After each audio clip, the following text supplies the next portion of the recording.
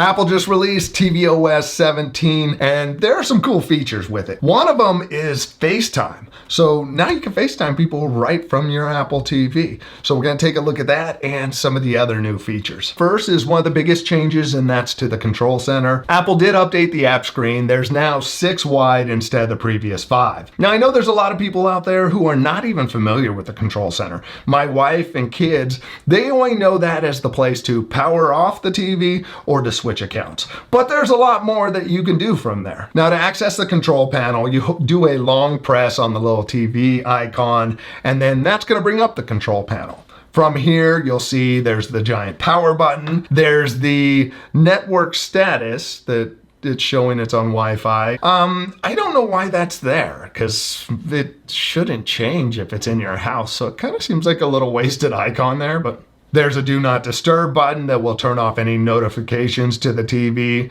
There's also a sleep timer, so if you like to fall asleep in front of the TV. Next, you have the restriction controls, and if you click on it, you can go right into the settings to set whatever restrictions you want. Next to that is the accessibility section. From there, if you click on that, again, that's going to take you right into the settings. We'll take a look at the controller icon in a minute, but you have here the audio controls. And from here, you can actually move the sound from the Apple TV to other HomePods. You can move it to AirPods. You can have it use the TV speakers instead. Now, something to know with AirPods, if you open them up and put them in close to an Apple TV, on the screen, it'll pop up the option to connect to the TV, which is pretty cool. You just hit the little button, switches audio right over. It's also fun to do to family members at times, like send my show over to my daughter's AirPods. But it wasn't funny when she did it back to me with her show. Now the controller icon. With the Apple TVs, you can pair an Xbox controller, you can pair a Nintendo controller,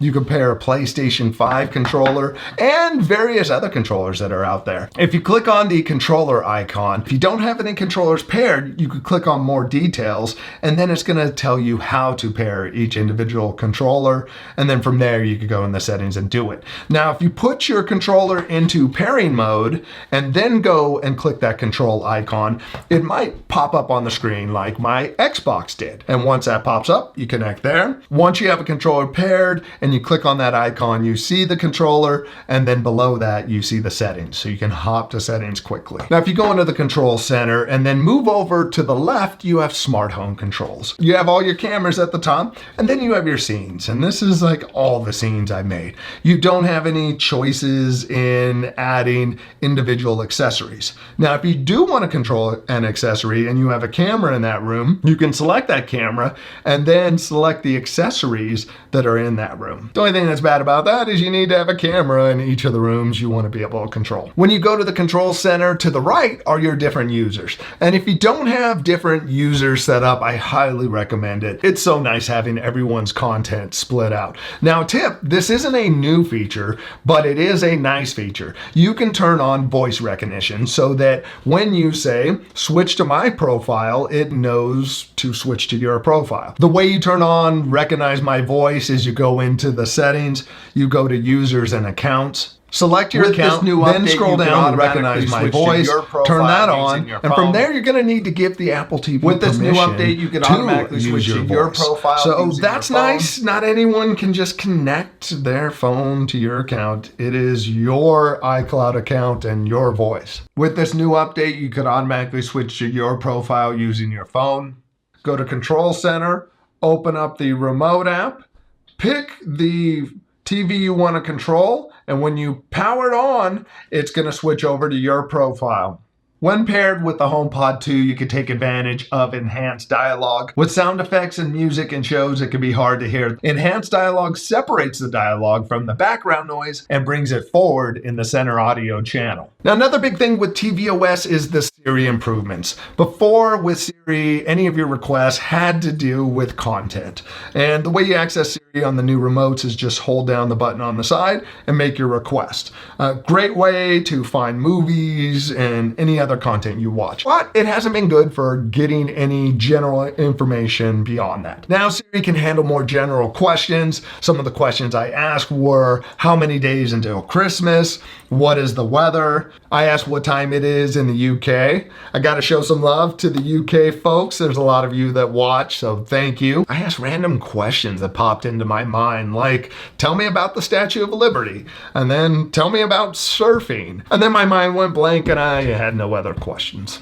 That was it. Another thing with the Siri improvements is you have more local control than before. So more things get handled on device instead of being sent out to the cloud. This next update is great if you have kids and a family, or just live with a person who doesn't put the remote back in the same place each time, so you can easily find it. Instead, with the second and third gen Apple TV remotes, you can now find those. It's really easy to use. You take your phone, you swipe down the control center from the upper right hand screen, you click on the little remote icon, and from there you're going to choose which Apple TV you want to control. With Apple TVs that have second and third generation remotes, you'll see next to it that it says find. If you click on the find, it's going to switch over to its locating remote, and you see the circle with the blue expanding out. And as you bring the remote closer, it starts to show you on the screen that it's near, and then you're there. There is haptic feedback on the phone. Like right now, I'm just getting a little short vibration burst. And as I get closer, it vibrates quicker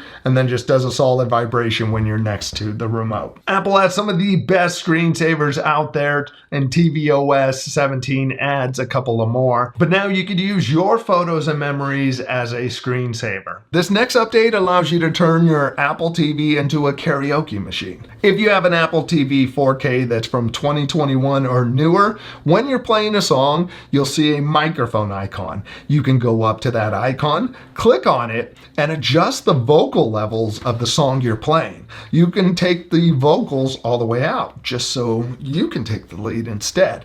Now, once you bring the volume down, it'll adjust the vocals throughout the song. You'll see the lyrics coming through, and you can sing away and have a great time. Now, if you want to take it a step further, that's even scarier.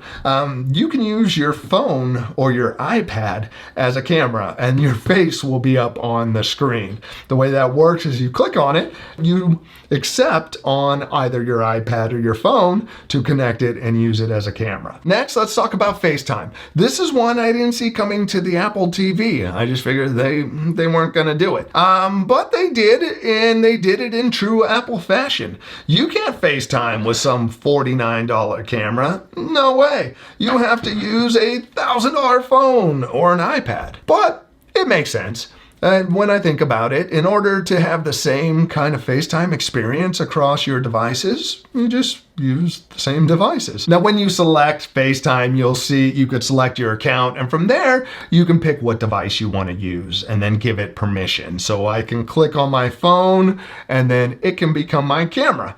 And I can use it as a camera. I can put it down in a stand, a MagSafe stand, so it keeps charging while doing FaceTime with it. Or take the iPad Pro that's on a stand, use the front camera, and get it right where I need it. Now, when you do use FaceTime with your device, you actually get center stage. So it will follow you and keep you in the frame, and then if someone else comes in, it'll widen out that shot. This FaceTime can also be used with multiple people, so you can do share play with it and have a couple people up on the screen. Now, later this year, it's going to support WebEx and Zoom along with other third-party software. I do like that there'll be the option to use it across different services. Personally, I don't know how much I'll use this feature. I do see it come in handy for the holidays when we're not able to travel with family. Instead of everyone having to crowd around the iPad, we could just see it on the TV. Now, what do you think? Do you see yourself using this feature? Let us know in the comment section. There are some great new features with tvOS 17, but you should probably check out this video over here. There are some great tips that will help you do more with your Apple TV. I'll see you over there. Thanks for watching. Bye.